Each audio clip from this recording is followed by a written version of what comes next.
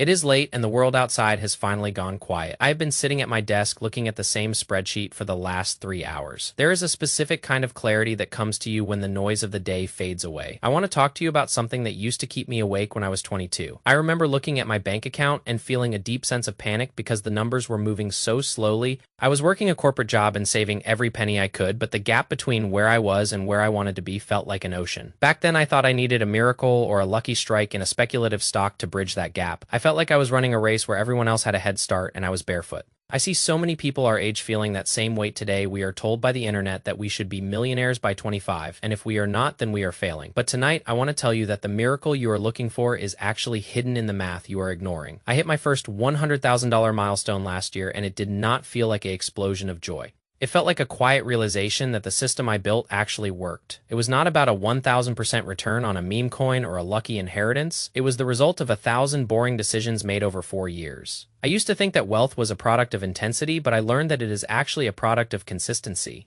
Let us sit down and look at the numbers because the math does not care about your feelings or your timeline. The math is the only thing that is truly honest in this world. I remember my first investment was a disaster because I bought into the hype of a technology company. I did not understand. I thought I was being a visionary, but I was just a victim of my own ego. I lost money and I felt like a failure, but that loss was the best tuition I ever paid. It taught me that if I cannot explain the business to a 5-year-old, then I have no business owning it. We often confuse gambling with investing because both involve putting money into the market, but investing is the process of buying a future stream of cash flows at a discount. Everything else is just a game of musical chairs. I want to walk you through the 4 tiers of saving that I recently studied in a data report. Tier 1 is where most people live, and that is having no system at all. This is where you just spend what you have and hope there is something left at the end of the month. If you are in this tier, you are not a bad person, but you are living in a state of constant financial risk. Compounding cannot help you if you do not give it a seed to grow. Tier 2 is the default saver who uses their workplace 401k or retirement plan. This is where automation takes over and the system does the heavy lifting for you. Statistics show that people with access to these plans save significantly more than those without them. It is not because they are smarter, but because the barrier to entry is lower. Tier 3 is the intentional saver who opens an IRA and makes a conscious choice to save more. This is where you start to take control of your tax strategy and your future.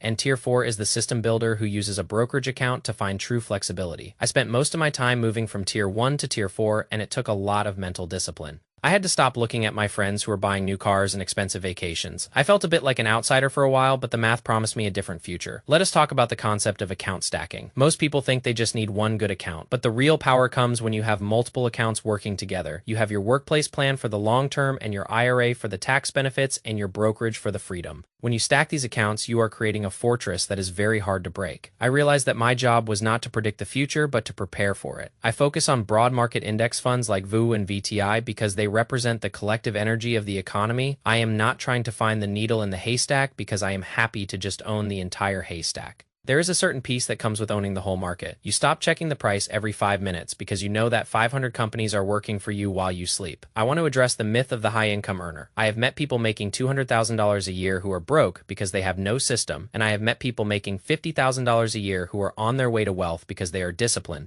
The gap between your income and your expenses is the only thing that matters. That gap is the oxygen of your financial life. If you spend everything you make, you are just a high-paid slave to your lifestyle. I chose to live in a small apartment and drive an old car long after I could afford better. I did not do it to suffer, but because I valued my freedom more than a leather seat, I wanted to buy my time back from the world. When you hit that first $10,000, it feels like nothing happened. When you hit $50,000, you start to see the momentum. But when you hit $100,000, the math starts to change in a way that feels like magic. At that point, your money starts making enough money to pay for your basic needs. It is like a small employee working for you 24 hours a day. I remember the first month my portfolio grew by more than my monthly salary. I sat there looking at the screen and I realized that the heavy lifting was no longer just on my shoulders. That is the moment when the anxiety starts to melt away. I want you to understand that this journey is supposed to be boring. If your investing strategy is exciting, you are probably doing it wrong. Excitement in finance usually leads to expensive mistakes. I prefer the boring truth of a balanced portfolio and a long time horizon. I also want to talk about the psychological side of this. Our brains are not wired for exponential growth. We are wired to think linearly because that is how our ancestors survived. If we see a small change today, we expect a small change tomorrow. But wealth grows like a snowball, and the biggest gains happen at the very end of the hill. You have to survive the boring middle part where it feels like nothing is happening. I call this the valley of disappointment.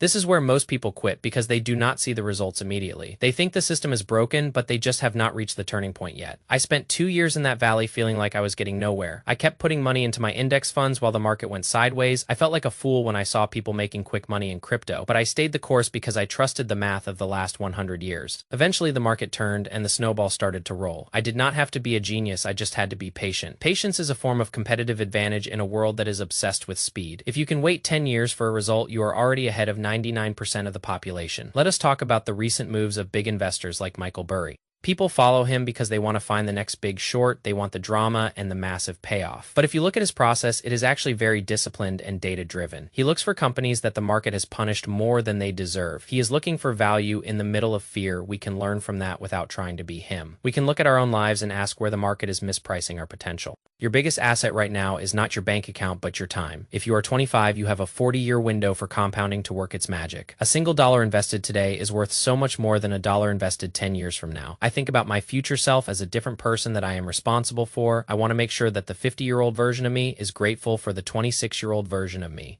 I do not want him to look back and wish I had been more disciplined. I want him to look back and see a solid foundation. This is not about denying yourself joy today. It is about realizing that true joy does not come from a shopping mall. It comes from the security of knowing you are okay no matter what happens in the world. I lost my job once in my early 20s and I was not afraid because I had an emergency fund. That lack of fear was worth more than any luxury item I could have bought. Financial independence is not about being rich. It is about being free to make choices that align with your values. I want to encourage you to start where you are. If you can only save $50 a month, then save $50. The amount matters less than the habit in the beginning. You are training your brain to be a builder instead of a consumer. Once the habit is locked in, you can scale the numbers as your income grows. I worked side hustles and took extra shifts to accelerate my progress. I did not do it because I loved the work, but because I loved the goal. Every extra hour worked was a brick in the wall of my freedom. I want us to be the generation that stops falling for the get-rich-quick traps. We have seen too many people get burned by chasing the hype. Let us be the ones who embrace the boring truth. Let us talk about inflation and the economy for a moment. The world feels expensive right now, and it is easy to feel discouraged. Rent is high and groceries are up and the housing market feels impossible. But these are external factors that we cannot control. The only thing we can control is our savings rate and our asset allocation. I focus on high-quality assets that have a history of outperforming inflation. Stocks are essentially a hedge against a devalued currency because companies can raise prices. By owning the means of production, you are protecting your purchasing power. I do not keep much cash beyond my emergency fund because cash is a melting ice cube. I want my money to be working in the sun and growing. I remember feeling intimidated by the stock market when I first started.